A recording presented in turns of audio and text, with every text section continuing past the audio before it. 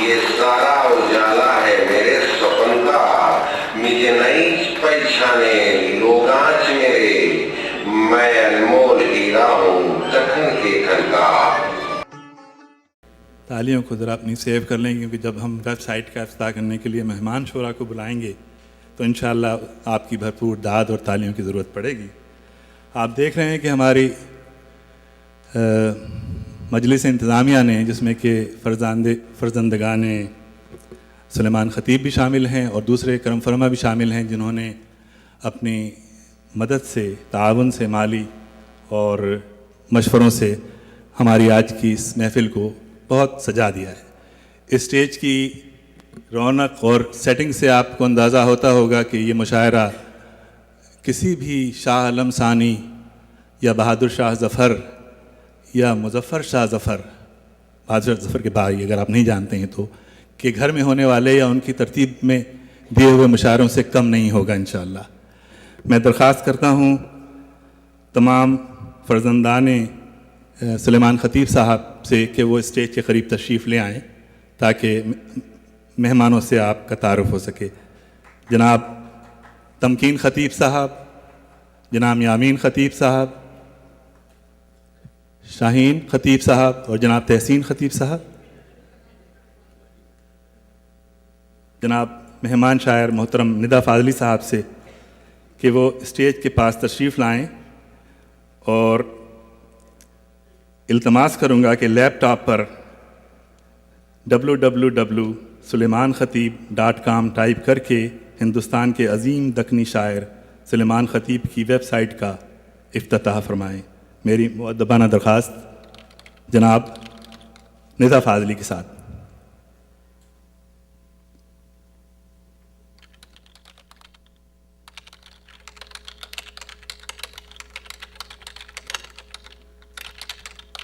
ہندوستان کے عمومی اور حیدرآباد دکن کے خصوصی شاعر جناب سلیمان خطیب صاحب۔ میں رستے کی پنتی ہوں، دیپک ہوں فن کا، یہ سارا اجالا ہے میرے سخن کا، مجھے نہیں پہچانے لوگ آج میرے، میں انمول ہیرا ہوں دکن کے کھن کا۔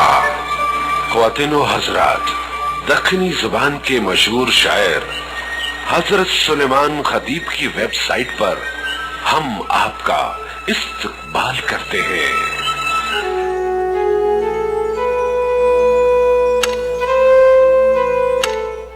شہر گلبرگہ نے 20ویں صدی کے وسط میں ایک اور شخصیت کو جنم دیا جو دکنی زبان کے ساحر، صاحب طرز شاعر، منفرد نثر نگار، عوامی رہنما، سماجی کارکن اور عاشق بندہ نواز ہی نہیں بلکہ دکنی کلام کے مجموعہ کیوڑے کا بن کے خالق ہیں، جنہیں دنیا سلیمان خطیب کے نام سے جانتی ہے۔ سلیمان خطیب 22 بہمن 1332 فصلی مطابق 26 دسمبر 1922 عیسوی کو بمقام چٹگپا تعلقہ ہمناباد ضلع بیدر ریاست کرناٹک کے ایک خطیب گھرانے میں پیدا ہوئے۔ آپ کے والد محمد صادق اور والدہ بیبن بی تھیں۔ آپ کے جد اعلیٰ تاج محمد صاحب کو 1037 ہجری میں ابراہیم عادل شاہ کی جانب سے جامع مسجد چٹگپا کا خطیب مقرر کیا گیا تھا۔ ایک دن آپ جنگل میں ایندھن کے لیے لکڑیاں اکٹھی کر رہے تھے تو انہوں نے دیکھا کہ قافلہ بذریعے بیل گاڑیوں کے عرس شریف حضرت خواجہ بندے نواز رحمۃ اللہ علیہ کے لیے روانہ ہو رہا ہے۔ آپ کو بھی خواہش ہوئی کہ عرس میں شرکت کریں، چونکہ بچپن ہی سے آپ کو خواجہ بندے نواز سے والہانہ محبت تھی، تو آپ اس قافلے کے ساتھ گلبرگہ شریف کے لیے روانہ ہوئے، جو آپ کا گلبرگہ کے لیے پہلا کامیاب سفر تھا۔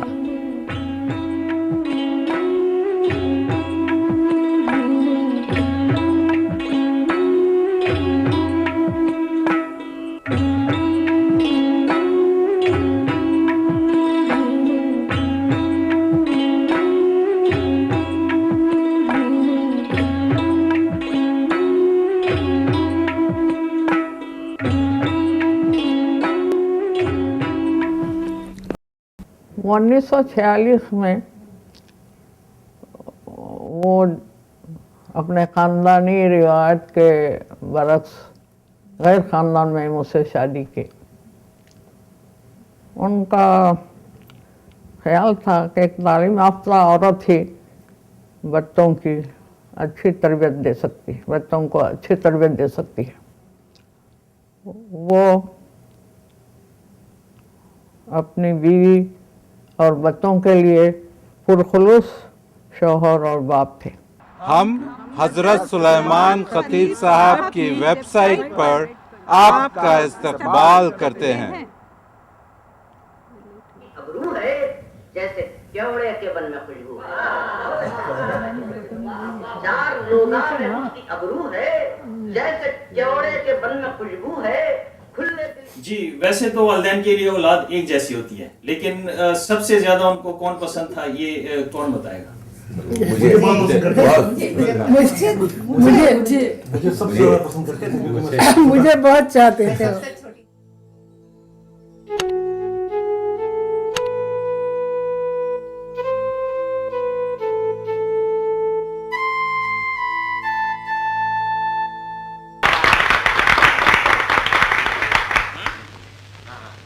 जनाब, इस नज्म का उन्वान है छोरा छोरी। एक लड़के की माँ लड़की के घर आती है और लड़की की माँ पूछती है, बोलो काला मिजाज कैसे हैं, कितने बरसों के बाद आई हो, मिस्सी होंठों पे आंख में काजल, जैसे पैगाम कोई लाई हो। लड़के की माँ बोली, मेरे छोरे को छोरी होना है। मेरे छोरे को छोरी होना है? मेरा छोरा तो पक्का सोना है, तुम्हें दिल में जरा न को सोचो, हाथ आया सो हीरा खोना है। चार लोगा में उसकी अबरू है जैसे केवड़े के बन में खुशबू है।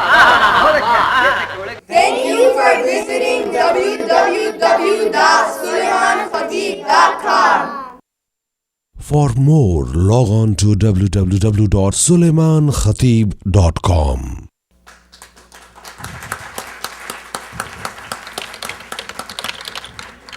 मैं मुबारकबाद पेश करता हूँ तमाम फर्जंदान और उनकी साहबजादी को इस वेबसाइट के इफ्तिताह के लिए।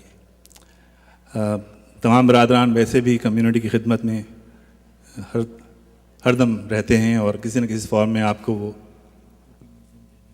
आज जानबूझ के मैंने वो नज़्म सुनाई जो आखिरी नज़्म थी, और वो नज़्म ऐसे ही याद करने वाली बाप की मौत पर नज़्म थी। मुझे इसलिए अच्छा लगा आज कि विरासत का एहतराम बहुत बड़ा काम है, और सात समंदर पार आकर भी अपने माजी को याद करना सही मानों में अपनी जड़ों की तलाश करना है। मुझे खुशी है कि यहाँ के भाग दौड़ की ज़िंदगी, मशीनी ज़िंदगी में उनकी औलादें जो हैं, उनके फर्जंदान जो हैं, खोए नहीं, वो मुड़ मुड़ के वापस उसी तहज़ीब, उसी मुआशरा, उसी नफासत, उसी लताफत को अपने अंदर समोए हुए हैं। और मुझे लगता है कि जो विरासत का एहतराम करता है वो वाकई ज़िंदगी में बड़ा काम करता है। सुलेमान खतीब साहब बहैसियत शायर बहुत अहम थे। मैंने उनके साथ शायद एक या दो बार मुशायरे पढ़े थे। उनकी एक खुसूसियत थी कि उन्होंने सही मानों में हैदराबाद की जो बोली होती थी, जो डायलेक्ट होता था, उस डायलेक्टिक टच के साथ, उस लहजे के साथ उन्होंने बड़ी बड़ी बातें की।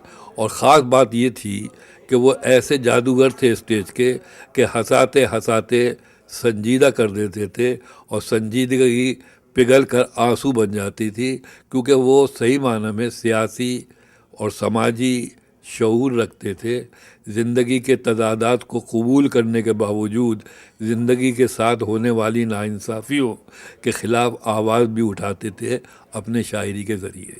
سلیمان خطیب صاحب ہمارے بزرگوں میں تھے اور میرے استاد والی آسی تک ان کے نیاز بندوں میں شامل تھے۔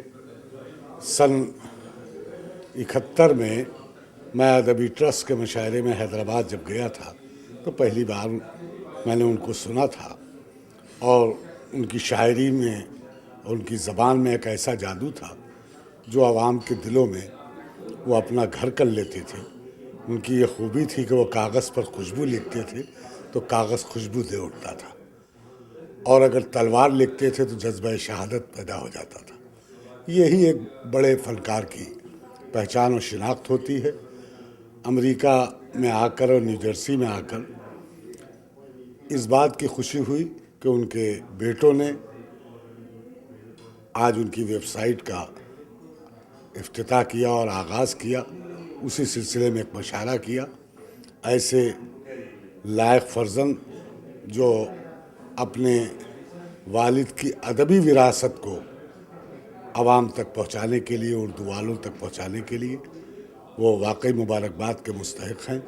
جب میں یہاں پہنچا اور مجھے بتایا گیا کہ نیو یارک میں کہ سلمان خطیب صاحب کے حوالے سے ان کے فرزندان نے ایک ویب سائٹ ترتیب دی ہے اور اس کا افتتاح ہے، اور اس سلسلے میں ایک مختصر مشاعرہ بھی منعقد کیا جا رہا ہے، تو بے پناہ خوشی ہوئی۔ سلمان خطیب ایک دکنی زبان میں ایک صاحب طرز شاعر تھے، اور مجھے علی گڑھ کے ایک مشاعرے میں اور حیدرآباد دکن کے مشاعرے میں ان کو سننے کا اتفاق ہوا ہے، یہ سعادت حاصل ہوئی ہے، اور میں سمجھتا ہوں کہ وہ بانیوں میں سے تھے۔ دکنی زبان میں جو مزاح اور طنز کا ایک منفرد انداز انہوں نے دیا، اور اس کے بعد پھر دیگر شعراء اس شعبے میں داخل ہوئے، بلکہ ان کے بعد جو شعراء آئے وہ مقام حاصل نہیں کر سکے جو سلمان خطیب کو حاصل ہوا ہے، اور میں سمجھتا ہوں یہ ایک بڑا کام ہے، اور بلکہ ان کے کلام کو بھی ایک جگہ یکجا کیا جائے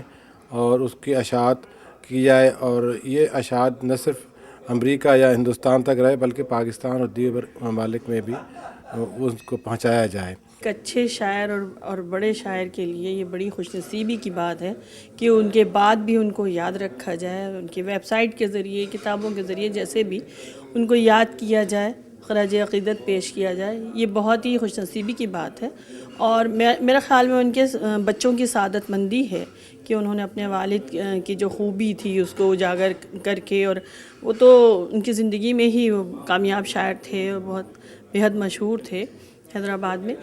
اردو کے سفیر کی حیثیت سے، اردو کے ایک سپاہی اور خادم کی حیثیت سے میں ان کے بیٹوں کو مبارکباد دیتا ہوں۔